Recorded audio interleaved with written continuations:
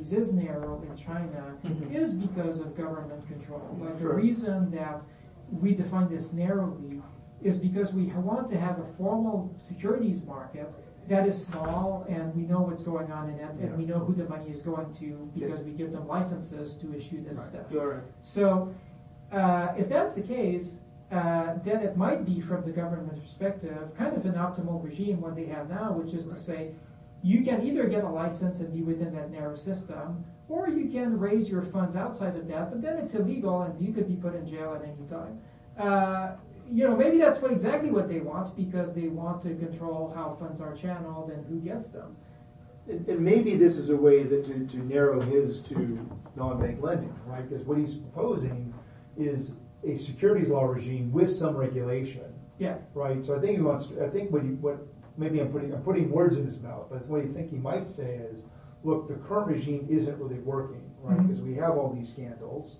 The criminal law sanction is not being enforced vigorously enough. And what they should do is have a securities law regime, maybe for a limited number of these non-bank lenders, to allow them to do a securities law system.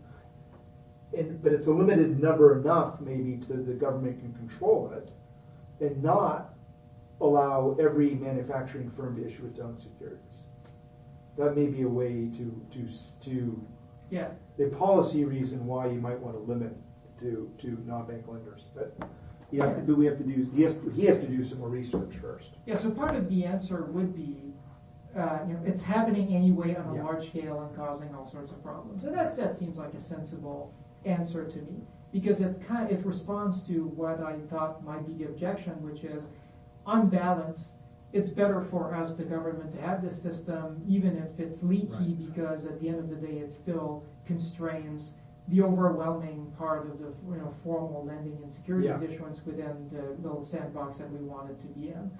And I think I think that's a good answer to it, to say, well, that's not really working.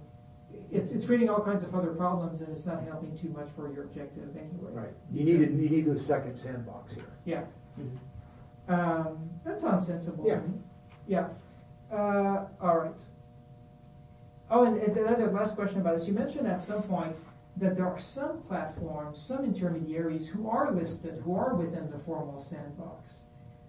Right? It's maybe I misunderstood that. I think I wrote that it's on page 61. So let's see.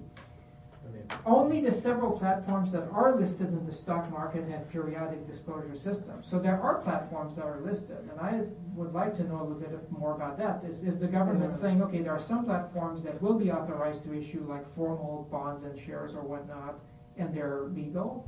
Yes. I think our government just give the license to them. They can do this kind of business. And for example, the stock named Yiren-Dai, and several Chinese stocks just in Nasdaq. Yeah. So, but that raises the question then: is the solution what you're proposing? Expanding the reach of the securities laws and reaching a lot of these more informal companies, or is the answer to just give formal licenses to more of the companies that already exist and allow them to move within the system without changing the law? So you might want to think about which one is better. I think through the scope of the securities law is a good way, and even a lot of the Chinese scholars, they talk about it. They emphasize our government should in this way to do it. Yeah, and I could see reasons why it would be better for investor protection and so on. Like you don't want, because even if you give licenses, you're still going to have people outside the system who are not caught by anything other than the criminal prohibition, so they still end up selling like crummy securities to all sorts of people. So that also sounds right. I think most of the non-bank lenders, they didn't have that kind of very good quality like Yiren-Dai or other companies. They can go to the list. But it is something you can explain more. Okay.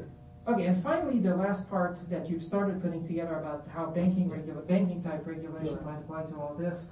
I think on that you really need to think more about the underlying policy considerations once again, because as I see it, at least that's what I teach in my banking class when I do my banking class.